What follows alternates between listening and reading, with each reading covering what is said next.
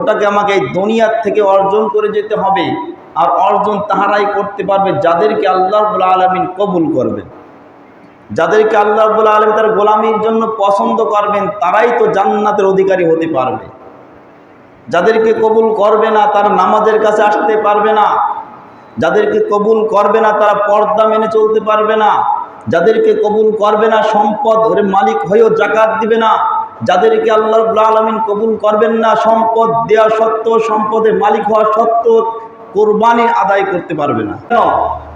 10 তলা 20টা বিশাল অট্টালিকার মধ্যে থাকি না কেন, গাড়ি বাড়ি মালিক হই না কেন, যদি আমাকে আপনাকে আল্লাহ রাব্বুল আলামিন কবুল না করেন তার গোলামির জন্য প্রতিটা সেক্টরে, যেমন নামাজের জন্য, পর্দার জন্য, হালাল হারামের জন্য, জাকাতের জন্য, হজের জন্য, কুরবানির জন্য যত নেক আমল আল্লাহর পক্ষ থেকে হুকুম হয়েছে, যদি আমাকে আপনাকে কবুল না করেন, আমি সম্পদের মালিক হই না কেন, মুসলমানের ঘরে জন্ম নিলেও আমি মুসলমানিত্ব হতে পারবো না, শ্রেষ্ঠ মানব হতে পারবো না।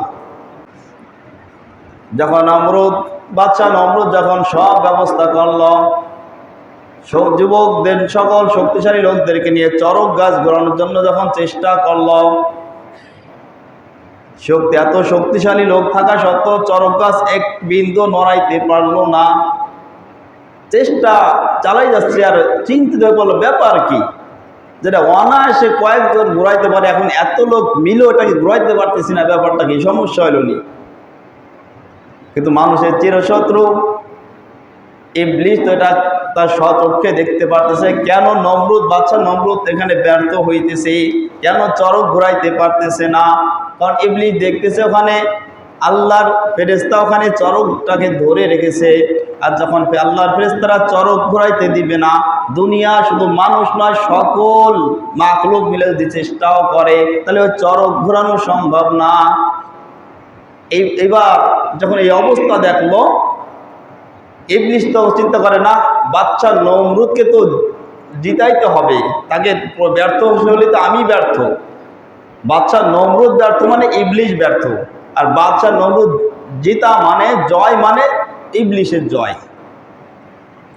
এবার ইবলিস মানুষের রূপ ধারণ করে বাদশার নিকট পৌঁছলো যে বাদশা নমরুদ, আপনি যদি সমস্ত দুনিয়ার মানুষকে নিয়েও যদি চেষ্টা করেন এই চরক গাছ ঘোরানোর জন্য, এই চরক ঘোরানো সম্ভব নয়, কারণ এখানে আল্লাহর ফেরেশতারা চরকটাকে ধরে রেখেছে, দুনিয়ার কোনো শক্তি নাই চরকটা ঘোরাইতে পারে। এবার বলে তাহলে কি করা যায়? এবার বাদশা নমরুদকে পরামর্শ দিল, মহারাজ আপনি যদি চরককে ঘোরাইতে চান এখানে কিছু পাপ কাজ করতে হবে। 40 জন যুবক যুবতীকে প্রকাশ্যভাবে এখানে জেনায় লিপ্ত করতে হবে। যুবক যুবতীকে প্রকাশ্যভাবে এখানে জেনায় লিপ্ত করেন, আর যেখানে অপরাধ হয়, পাপ হয়, পাপের কাজের জায়গা আল্লাহর ফেরেশতা থাকে না, রহমতের ফেরেশতা ওখানে থাকতে পারে না।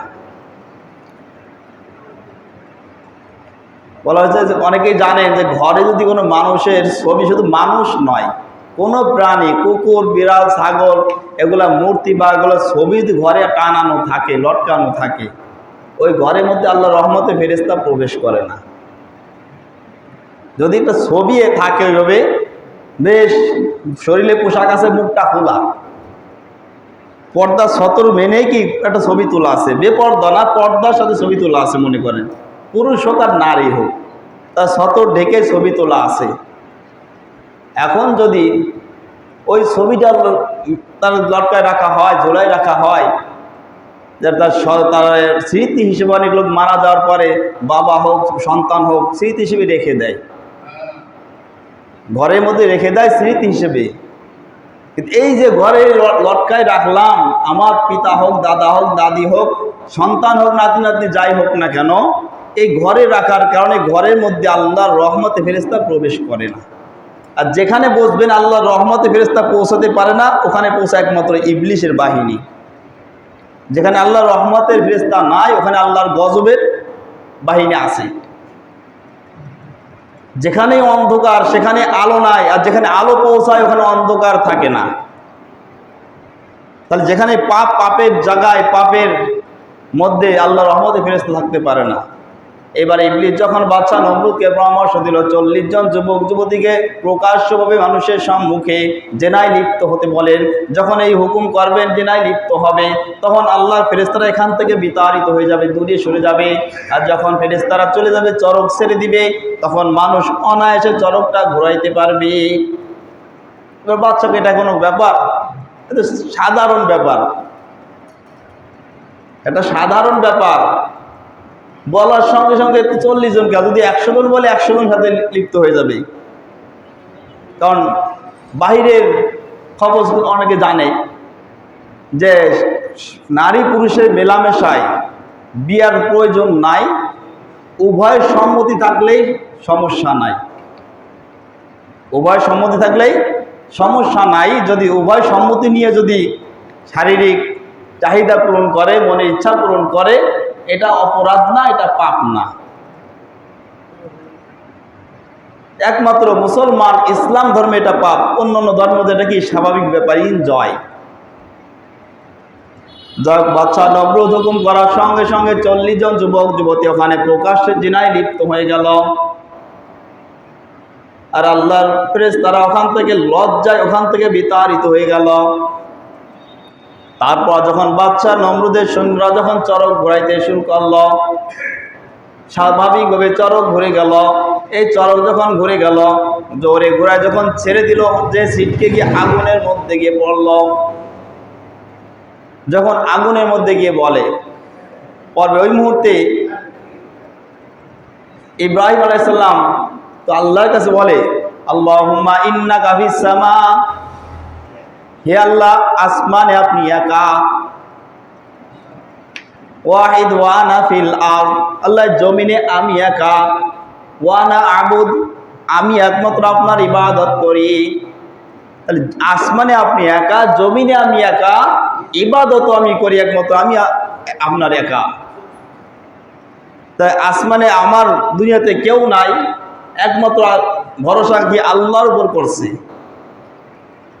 আল্লাহ যদি তার সহায়ক হয়, তো হাসবি আল্লাহু ওয়া নি'মাল ওয়াকিল, আল্লাহ আমার সহায়ক, আল্লাহ আমার সাহায্যকারী। আল্লাহ যখন কারো সাহায্যকারী হয়ে যায়, তার আর কার প্রয়োজন আছে? কোনো বাদশার প্রয়োজন নাই, কোনো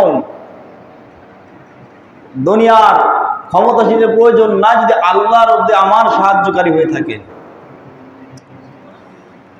যখন এই আগুনের মধ্যে ছিটকে পড়বে, আগুন তো চলে ওই আল্লাহর হুকুমের গোলাম। আগুনও কি আল্লাহর হুকুমের গোলাম। গোলামির মধ্যে শুধু মানুষই বেঈমানি করে আল্লাহর সঙ্গে, অন্য কোনো মাখলুক বেঈমানি করে না। মানুষ আর জিন ব্যতীত যত মাখলুক দেখি না দেখি, প্রত্যেকটা মাখলুক আল্লাহর হুকুম পরিপূর্ণভাবে মেনে চলে। যদি যত বন্য প্রাণী, যে হাতি দেখি, একটা হাতির শরীর যে শক্তি, 100 জন ফিরত একজন হাতিকে টেনে রাখা সম্ভব না রশি দিয়ে। তারপর একটা মানুষই ওকে হাতিকে নিয়ন্ত্রণ করে। কেন? হাতির হুকুম রয়েছে মানুষের গোলামির জন্য, এটা আল্লাহর হুকুম সে জানে, তাই একটু মেনে চলে, ওখানে গাদ্দারি করে না। যাই হোক, আগুনে চলে আল্লাহর হুকুমের গোলাম। আল্লাহ যদি ওখানে আগুনের ক্ষমতাকে বন্ধ করে দেওয়া হয়, আগুনের কোনো ক্ষমতা নাই কোনো কিছু ভস্ম করা। যখনই ইব্রাহিম সাল্লাম আগুনের মধ্যে পড়বে, আর আগুনকে আল্লাহ রাব্বুল আলামিন হুকুম করলেন, কুলনা ইয়া নারু কুনি বারদাও ওয়া সালামান আলা ইব্রাহিম, হে আগুন, তুমি আমার ইব্রাহিম খলিলুল্লাহর জন্য তুমি শান্তি হয়ে যাও, মানে শান্তি দাও, আরাম দাও, ঠান্ডা হয়ে যাও। এমন ঠান্ডা শীতল হয়েও না যেটা কষ্টকর হয়, ও এমন উত্তপ্ত গরম হয়েও না যেটা আমার ইব্রাহিমের কষ্ট হয়। তাহলে আগুনও আল্লাহর হুকুমের গোলাম। আগুনকে যদি আল্লাহ পুরাইতে নিষেধ করে, আগুনের কোনো ক্ষমতা নাই। আর আগুনকে যদি ক্ষমতা, আল্লাহর হুকুম যখন গোলাম যে হুকুম ক্ষমতা দিয়েছে, আল্লাহ যদি নিষেধ না করে, আগুনের কাছে যে যাবে সেই ভস্ম হয়ে যাবে। আগুনে লোহা দিল, লোহা করে কি হয়ে যায়?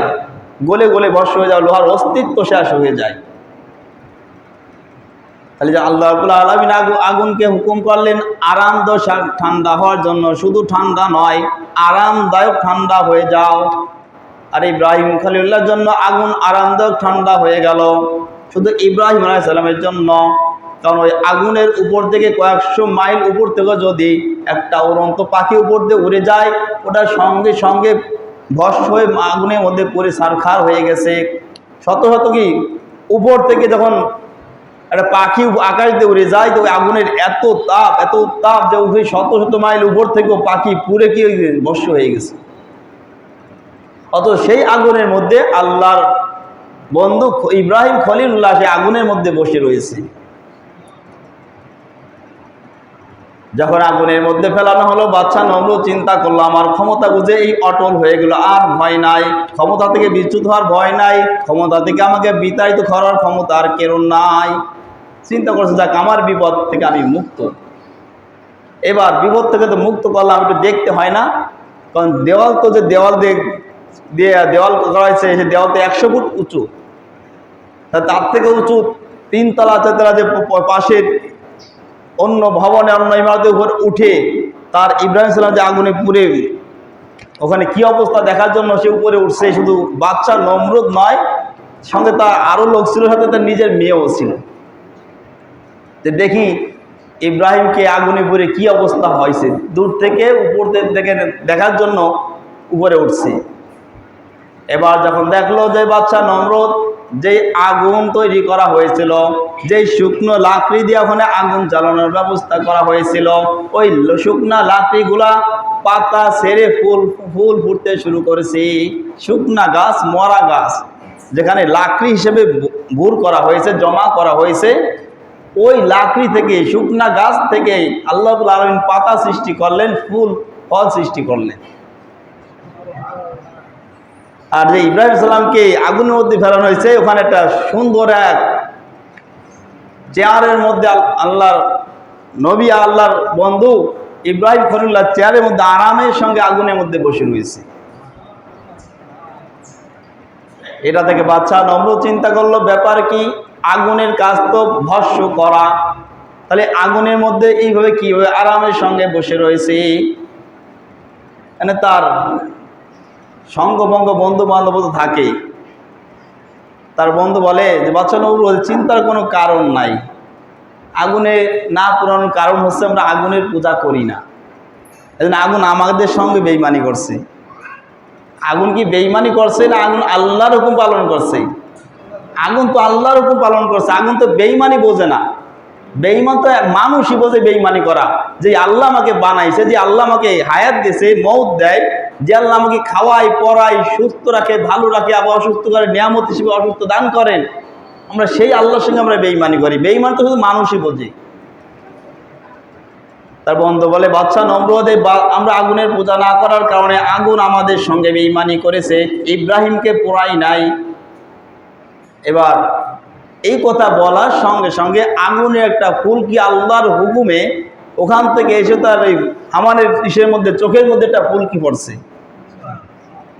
চোখ কানা হয়ে গেছে। তার বন্ধু যখন বাদশা নমরুদ কথা বললো, বলার সঙ্গে সঙ্গে বন্ধুর চোখের মধ্যে একটা আগুনের ফুলকি এসে আগুনের চোখটা শেষ, এক চোখ বাতিল। বাদশা নমরুদের মনে আরো ভয় ছিল, কি বলবো, সাবধানে বলতে হয়। বন্ধু খালি পরামর্শ দিয়েছে, ওই আগুন এসে তাকে তার চোখ খেয়ে ফেলেছে, আমি আবার কি না বলি, আগে আমার না খেয়ে ফেলে, কমেন্ট করে এখন খুব চিন্তিত হয়ে পড়লো। এই অবস্থা দেখার পর বাদশা নমরুদের মেয়ে বলল, বাবা, তুমি যেই ইব্রাহিমকে আগুনে পোড়ানোর জন্য তুমি এত কষ্ট, এত পরিশ্রম করলা, এই আগুন তো ইব্রাহিমকে পোড়াইতে পারলো না, তাহলে বোঝা যায় যে ইব্রাহিমের ধর্মই সঠিক, তুমি এই ধর্ম গ্রহণ করো। মেয়ে তার বাবাকে বোঝাচ্ছে যে এত কিছু করার পরও তুমি তাকে আগুনে পোড়াইতে পারলা না, একটা মানুষের সঙ্গে পারলা না, তাহলে সে যেই ধর্মের কথা বলে নিশ্চয়ই ধর্ম সঠিক। এই কথা শুনে তো বাদশা নমরুদ তার মেয়েকে ধমক দিল, হুমকি, মৃত্যুর ভয় দিল। আরেকবার বলে, তোমাকে কি করা হবে, কতল করা হবে, তোমাকে মৃত্যুদণ্ড দেওয়া হবে। ওখানে বাবার সঙ্গে কথা না বাড়িয়ে ওখান থেকে চলে গেল। বাদশা নমরুদের কন্যা ওখান থেকে ফিরে এসে নিজের সশরীরে ইব্রাহিম আলাইহিস সালামের কাছে পৌঁছাইল। সব জায়গায় সংক্ষেপ করতে সময় নাই, 5-7 মিনিট ছেড়ে দিতে হবে। এইবার যখন নমরুদের কন্যা ওই আগুনের অগ্নিকুণ্ডের মধ্যে যখন প্রবেশ করলো, প্রবেশ করার সময় দেখে আগুন তো দেখতেছে বিশাল এক আগুন, কিন্তু আগুনের কাছে তার কাছে কোনো কষ্টদায়ক কষ্টদায়ক মনে হচ্ছে না, আগুনে কোনো উত্তাপ মনে হচ্ছে না। আগুনের মধ্যে যখন প্রবেশ করে দেখে আগুন তো তার জন্য একটা আরামদায়ক শান্তিদায়ক মনে হচ্ছে, কারণ সে তো মনে মনে ঈমান গ্রহণ করছে, ইসলামকে মেনে নিয়েছে, কিন্তু কালেমা পড়তে বাকি। এখন কালেমা পড়ার নিয়তেই তো আল্লাহর নবীর কাছে সে রওনা করছে, যেহেতু ঈমান গ্রহণ করার কারণে তার কাছেও আগুনটা আরামদায়ক হয়ে গেছে আল্লাহর হুকুমে। এইবার বাচ্চার কন্যা ইব্রাহিম আলাইহিস সালামের কাছে গিয়ে পৌঁছে বলল, আল্লাহর নবী, আমি ইসলাম গ্রহণ করছি, আমাকে কালেমা পাঠ করিয়ে দিন, কালেমা পাঠ করান। এইভাবে ইব্রাহিম আলাইহিস সালাম, সংক্ষেপে বলি, ওখানে 40 দিন অবস্থান করছে আগুনের ভিতরে। আর বাদশা নমরুদের কন্যা যখন ইসলাম গ্রহণ করছে, এই খবর যখন রাজ্যের মধ্যে পৌঁছায় গেছে, বড় বড় পণ্ডিত, অনেক লোক ভিড় জমে গেল ইসলাম গ্রহণ করার জন্য। এটা দেখো নমরুদের আরো চিন্তিত বিশাল এই ঘটনা, বলতে গেলে সময় পাবো না, আমি ঘটনা আছে সামনে আগাই যাব। এরপর ওখান থেকে আল্লাহর হুকুমে ইব্রাহিম আলাইহিস সালাম সিরিয়া গমন করবেন। নবীরা এক জায়গায় বসে থাকলে তো নয়, আল্লাহর হুকুমে তাদের জীবনটা যেখানে আল্লাহ যেভাবে বলে ওখান থেকে ওইভাবে এখন রওনা করে। ওখানে মানুষ দলে দলে কি হয়ে গেল, ভিড় জমে গেল কালেমা পাঠ করায় মুসলমান হওয়ার জন্য। আর এর মধ্যে আল্লাহর হুকুম আসছে সিরিয়া গমন করার জন্য। ওখান থেকে অগ্নিকুণ্ড থেকে বের হয়ে সিরিয়া পথে রওনা করলো। রওনা করার সময় অনেকে তাকে হাত জোর করে বলছে যে, আল্লাহর নবী, আপনি আমাদের থেকে আমাদের ছেড়ে চলে যাবেন না, আপনি এখানেই থাকেন, আমরা সকলেই ইসলাম গ্রহণ করব, সকলেই ইসলাম গ্রহণ করব, আপনি এখান থেকে যেয়েন না। কিন্তু বাদশা নমরুদ তো চাচ্ছে যাক, চলে যাক, কিন্তু তাকে বাদশা নমরুদ কোনো পদক্ষেপ নেয় না ভয়ে, কিন্তু থাকুক এটাও চায় না, থাকলে সব মুসলমান হয়ে যাবে, তার রাজত্ব ধ্বংস হয়ে যাবে। কিন্তু আল্লাহ তো চাইছে ইব্রাহিম খলিলুল্লাহকে ওখান থেকে সিরিয়া গমন করার জন্য। আর মানুষ যতই তাকে সুপারিশ করুক না কেন, আল্লাহর হুকুম তো সে অমান্য করবে না। এবার আল্লাহ হুকুম বাস্তবায়ন করার জন্য ওখান থেকে রওনা হলো সিরিয়া যাওয়ার জন্য। যখন নমরুদের রাজ্য যখন পার হয়ে ভিন্ন রাজ্যের মধ্যে অবস্থান করল, ভিন্ন রাজ্যের মধ্যে যে দেখতে পেল মানুষ সব দলে দলে সুন্দর পোশাক পরে, কই যেন সব একই দিকে ছুটতেছে, দলে দলে ছুটতেছে। এখন ইব্রাহিম খলিলুল্লাহর মনের মধ্যে কৌতূহল জাগলো, ব্যাপার কি? সকলে সুসজ্জিত, যাদের পোশাক দেখি তারা সকলে একই দিকে পথ চলে। বললো, ভাই আপনারা সবাই কোথায় যান? সকলে তো একই মুখে রওনা করেছেন। বলছে, এই রাজ্যের বাদশার একমাত্র কন্যা, সেই কন্যাকে বিবাহ দেওয়ার জন্য পাত্র বাছাই করা হইতেছে। 1 সপ্তাহ যাবৎ এইভাবে সকলে সুসজ্জিতভাবে দরবারে উপস্থিত হয়। 1 সপ্তাহ যাবৎ কোনো পুরুষকে বাদশার মেয়ে পছন্দ হয় না, তার বর হিসেবে, তার স্বামী হিসেবে যে গ্রহণ করবে, কাউকে পছন্দ হয় না। এই জন্য প্রত্যেক দিন মানুষ সুন্দরভাবে সুসজ্জিতভাবে ওখানে অংশগ্রহণ করে। তার 1 সপ্তাহ চলতেছে, এই পর্যন্ত পছন্দ হয় নাই। আল্লাহর নবী ইব্রাহিম খলিলুল্লাহ চিন্তা করলো, আমি ওখানে একটু যেয়ে দেখি। তার তো অত সুন্দর পোশাক নাই, দামি পোশাক নাই, যা স্বাভাবিক পোশাক ছিল ওই পোশাকে গিয়ে যখন বৈঠকে বসছে, সামনে তো দূরে কথা, মাঝখানে কোনো জায়গা ফাঁকা নাই, মাঝখানে জায়গাও ফাঁকা নাই যে মাঝখানে বসবে, জায়গা সব ভরপুর। লাস্টের কোণে, এক কোণের মধ্যে একটু জায়গা আছে, ও কোণের মধ্যে গিয়ে বসছে ব্যাপার দেখার জন্য কি ঘটে। যখন বাচ্চা কন্যা যখন ওখান থেকে বর বাছাই করার জন্য যখন বের হলো, দেখলো সুন্দর এক অপূর্ব সুন্দরী এক রাজকন্যা বের হয়ে মানুষের ভিড়ের মধ্যে সকলে মুখ দেখতে দেখতে আগাইতেছে, কাউকে পছন্দ হয় না। দেখতে দেখতে যখন শেষ মুহূর্তে যখন লাস্টের দিকে পৌঁছাইল, হযরত ইব্রাহিম আলাইহিস সালামের মুখের দিকে তার চোখের দৃষ্টি পড়ল। দেখা মতো চোখ আর সরাইতে পারে না, কারণ পারবে বা কীভাবে? ওই ইব্রাহিম খলিলুল্লাহর কপালে তো নূরে মুহাম্মাদির নূর আল্লাহ রাব্বুল আলামিন দান করছেন। নূরে মুহাম্মাদির নূর তো ইব্রাহিম খলিলুল্লাহর মধ্যে আল্লাহ দান করছেন। ওইদিকে নজর পড়ে, নজর আজ সরে না। বাচ্চার কন্যা পাত্র পেয়ে গেছে, পাত্রর হাত ধরে উঠাই নিয়ে নেওয়া হয়েছে, তাকে সুন্দরভাবে গোসল করিয়ে সুসজ্জিত করা হয়েছে। এরভাবে ধামধুমের সঙ্গে যখন বিবাহ দিবে, বিবাহের মধ্যে যখন গান বাজনা বাজবে, ইব্রাহিম সাল্লাম বললেন যে বাদশাহ, আমি একজন মুসলমান, আমার মুসলমান অনুষ্ঠানে আমার বিবাহ হওয়া উচিত। যদি বিবাহ মুসলমানের আয়োজনে বিবাহ করতেন তাহলে আমি খুব খুশি হতাম, আমরা কৃতজ্ঞ থাকতাম। কোনো গান বাদ্য যদি না বাজাইতেন। তখন বাচ্চা বললো আচ্ছা ঠিক আছে, সবাই নিষেধ করে দেওয়া হয়, কেউ গান বাদ্য বাজায়ও না, পরে আনন্দ করা যাইবে। যাক, এইভাবে ইব্রাহিম সাল্লাম বিবাহ করলেন। বিবাহ করার পর ওখানে খুব আরামের সঙ্গে কিছুদিন ওখানে বসবাস করলেন, স্ত্রীর সঙ্গে নিয়ে শ্বশুর এলাকায় ওখানে বসবাস করলেন আরামের সঙ্গে। কিন্তু ওখানে তো বসবাস করার জন্য না, আল্লাহর হুকুম তো সিরিয়া যাওয়ার জন্য। যখন এরপর আবার যখন সিরিয়া যেতেই হবে, তো মাস পথের ঘটনা, যখন যেতে চাইলো সিরিয়া চলে যাবে, তখন স্ত্রী সারা বলল যে বাবা, আমি আমার স্বামীর সঙ্গে চলতে চাই, স্বামী যেখানে যাবে আমি স্বামীর সঙ্গে যেতে চাই। যা কথা বলার সময় নাই, সামনে ঘটনা ইনশাল্লাহ আল্লাহ আমি সামনে সত্যি বলার তৌফিক দিলে ইনশাল্লাহ বলবো। আর আগামীতে যে কোরবানি যে আসছে, কোরবানির মাসালা আমরা যারা কোরবানি দিব, প্রত্যেক বছরই বলা হয়। এরপরে অনেকে যদি না জানা থাকে বা এগুলো জানা মাসালা জেনে কোরবানি দিবেন, যাদের সঙ্গে থাকবেন তাদের একটু বাছাই করা বা জেনে বুঝে সঙ্গ দেওয়া।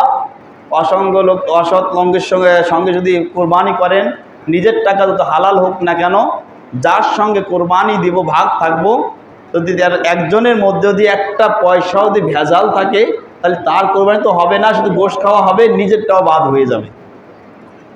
যদি দেখেন কাউকে আপনি পাইতেছেন না আসলে গ্রহণ করার মতো, আর একাও একটা দিতে সম্ভব, গরু দেওয়া সম্ভব নয়, তাহলে একটা খাসি দেন, আল্লাহর হুকুম পালনের জন্য, গোশত খাওয়ার নিয়তে নয়।